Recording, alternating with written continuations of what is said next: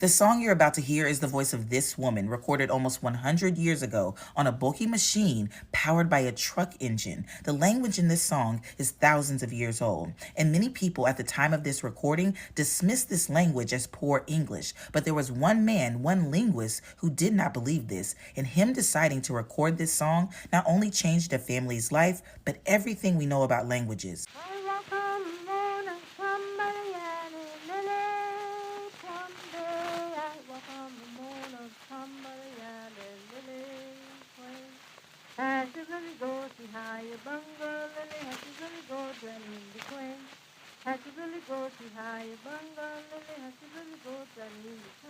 We got to take it back to 1928 to a linguist named Lorenzo Dow Turner. He was teaching at a college in South Carolina when there was two college students that walked past him speaking a language that he did not understand. When he asked other people about it, they just dismissed it and said that they were speaking poor English, but he knew that didn't make no sense. Over the years through his research, he found that this language uses over 3,000 African words from 31 distinct languages. And fast forward to 1933, he decided to go to Sapelo Island in Georgia. The recording device that he brought along with him was so heavy that it had to be powered by a truck engine, but he was able to capture voices, stories, and a song sung by Amelia Dolly. For 50 years, that song recording sat in the archives and was almost forgotten until 1989, when a historian named Joseph Opala was doing research on the Gullah people and their deep connections to Sierra Leone. So in 1989, Joseph Opala had organized the first Gullah homecoming, bringing Gullah leaders to Sierra Leone, specifically Bunce Island, where enslaved Africans were shipped out during slavery. Gullah homecoming went great, and Joseph thought he was done with his work until the end, when the people from Sierra Leone asked him if he could identify a specific family whose ancestors came from Sierra Leone, and Joseph was like, that's virtually impossible. Then he found that recording from 1933 of Amelia Dolly singing that song. He decided to fly to Sierra Leone and go from village to village asking anyone if they've ever heard of this song or these words. Joseph and his team, consisting of an ethnomusicologist and a linguist, went through their entire list of villages with no success until they got to the last village on the list.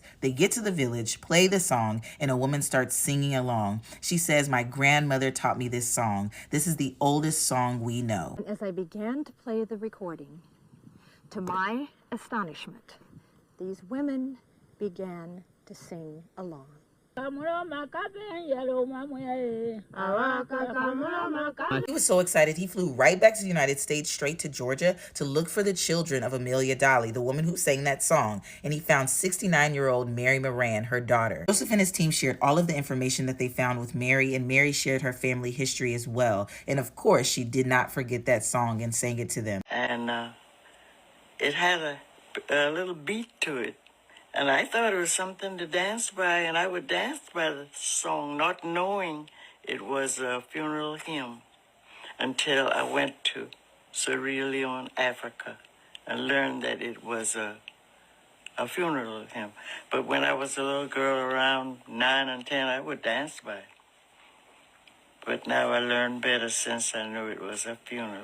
For it then, all she said, her grandmother tell her it was a I walk among a Cambali lily, Quambe. I walk among a Cambali lily, Quank. Has to really go see how you quender you, has to really go dwell in the Quank. Has to really go see how you bungle. Because Lorenzo Dow Turner refused to believe that the Gullah language was bad English, more than 60 years later, a Georgia family was able to use that 5-sentence song to reconnect to the exact village where their ancestors came from in Sierra Leone, showing once again how deep history and language are connected. I hope you learned something new.